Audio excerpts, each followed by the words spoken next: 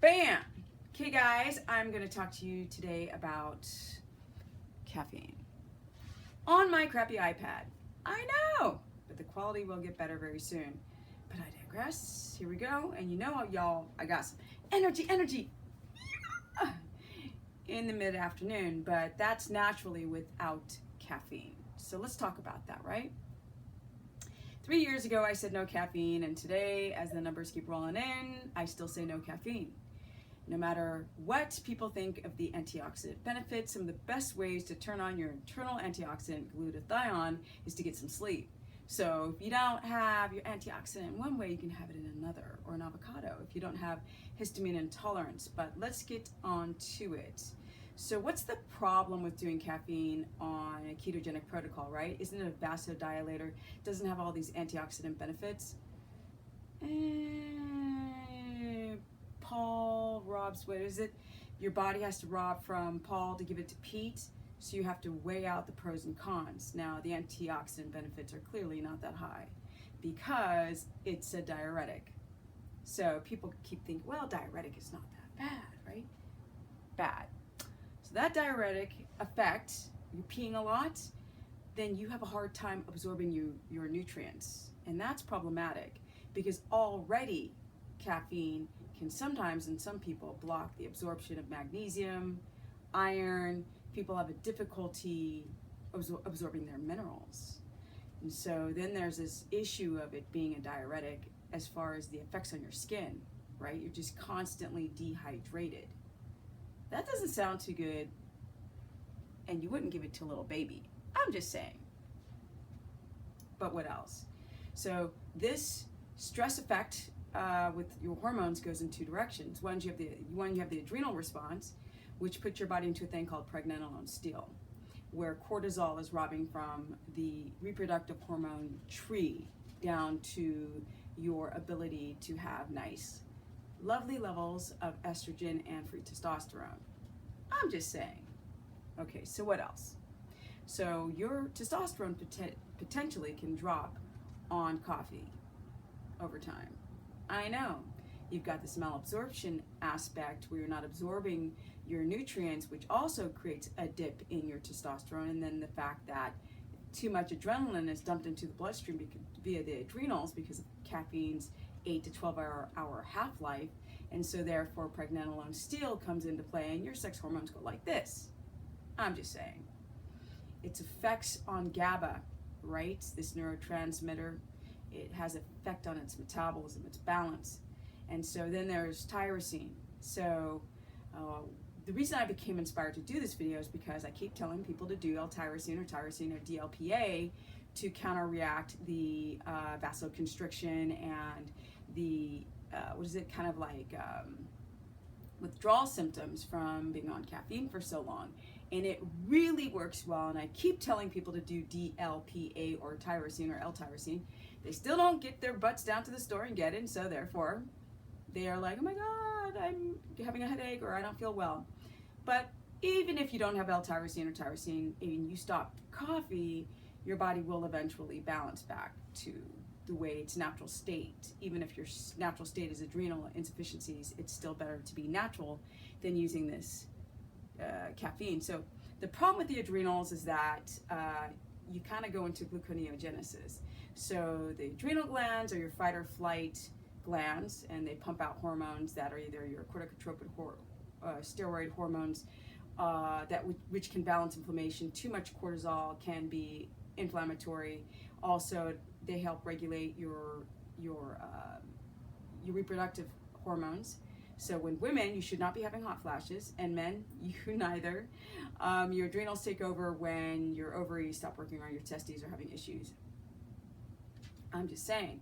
So your adrenal balance is critical because that's also connected to the thyroid. So people are doing caffeine and they're using it as a pick-me-up. So that's pushing your body to do a job it's not well equipped for. I can't even talk today. What is going on? That it's not well equipped for. So now your adrenals are overstimulated, and they're overstimulated anyway because the body doesn't understand the modern time of bills and driving and poor food quality and skipping meals with the bulletproof coffee garbage. Yeah, I said it. people say like, I don't really care about the caffeine, I care about the taste and the aroma. And I'm like, no, not really, because your cells divide into generations. Each generation, sister cell or daughter cell generation, becomes used to all this overproduction of adrenaline. And then the cells will be like, more adrenaline, please, because it's like, you all hyped up, jacked, right? No. So again, this is over pushing the body to do jobs it's not equipped for naturally. So the aroma and the taste are indicative, or the push for the cells, the generation of cells wanting more energy. Because you don't know how to produce energy naturally on your own, because you're staying up too late, because you're having carbohydrates that spike your blood glucose and drop it, and spike your blood glucose and drop it. Now glucagon, IGF-1, gluconeogenesis have a hard time, and glucagon has a hard time bringing their blood sugar back up to a stable level. That's why people are like hypoglycemic, or they are insulin resistant. Get off the coffee. Just get off of it. If you're having problems digesting, certain types of acids will affect your stomach lining and your intestine. That's why you guys shouldn't be drinking coffee. They're getting stomach aches. It's a diuretic. It's going to dehydrate you. You're going to lose minerals via the urine because it's a diuretic and it's dehydrating your skin and has an effect on collagen. So if you guys are trying not to age and then you're drinking coffee, you're aging, right? And it's turning your teeth yellow. I mean, I don't understand what the big deal is. People are like, what else do I drink? I'm like, water. Drink some water. I mean, why are you doing something that's dehydrating you? It makes no sense. And nobody studies no darn antioxidant benefits. A bunch of crap people hear on whatever they read. It spikes your blood glucose. So for those who are trying to keto adapt, I've seen it in 1 million people. Ooh, listen to that, right? I had this in Jersey, and now I'm having it back in LA. The sirens. Yeah. If it's blocking your keto adaptation because it's forcing your body to go into gluconeogenesis, which, takes them from amino acids and converts it into glucose, and it happens to 99% of everyone that I coach who drinks coffee, then why do it if you're trying to do a ketogenic protocol? I don't think people should do it even if they're not doing keto, but you especially should not do it while trying to do keto, because you're not going to keto adapt.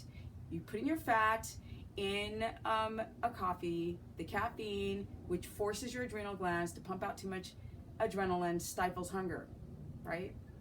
And then the fat also stifles hunger because LT, long chain triglycerides, LCTs take a lot to digest. You need peptides, enzymes, you need gallbladder salts. These are things that you need to digest fat. So it gives you, the longer it takes to digest, the less of the sensation to eat. But you're not in ketosis. So then you go 6 hours without eating. Your body's like, oh, okay, well, let's just rob from the muscle, right, to feed the brain. And why are some of you guys that are really big up top and those skinny little legs? Those are adrenal legs. Those are your body's robbing from the legs to convert into sugar. So that's why you guys aren't getting the gains in the gym. Often skipping meals, not sleeping, and doing too many pre-workouts that just rob from the muscle. Okay guys, want to learn more, you can go to stephanieperson.com. I just did my New York seminar. I'm now going to Australia. Yes! So stoked. Love my life. It's a good life. It's a good life. Not gonna lie. I've learned a lot, and I've learned a lot from you guys. So if you want to learn what I've learned through everyone else, you can go to stephanieperson.com. I am going to start workout programs. I'm going to integrate nutrition and workouts together, so you guys know how to do this the darn right way. You can also you can also book a consultation while I'm still doing them. And there's more great stuff to come. You can go to my Facebook, which is Stephanie the Business, right? Because that's the business. People are like, first start doing videos, I'd say this is a business, and people would be like, oh my God, you're so showing off. And I'm like, no, I'm just almost 50. I'll be 50 next year. So 2017, I'll be 50 years of age with a busted knee because I used to be a pro skateboarder. And I need to remind you guys that it is possible to be healthy, completely natural, and getting some darn sleep, which caffeine affects because it has an 8 to 12 hour shelf life.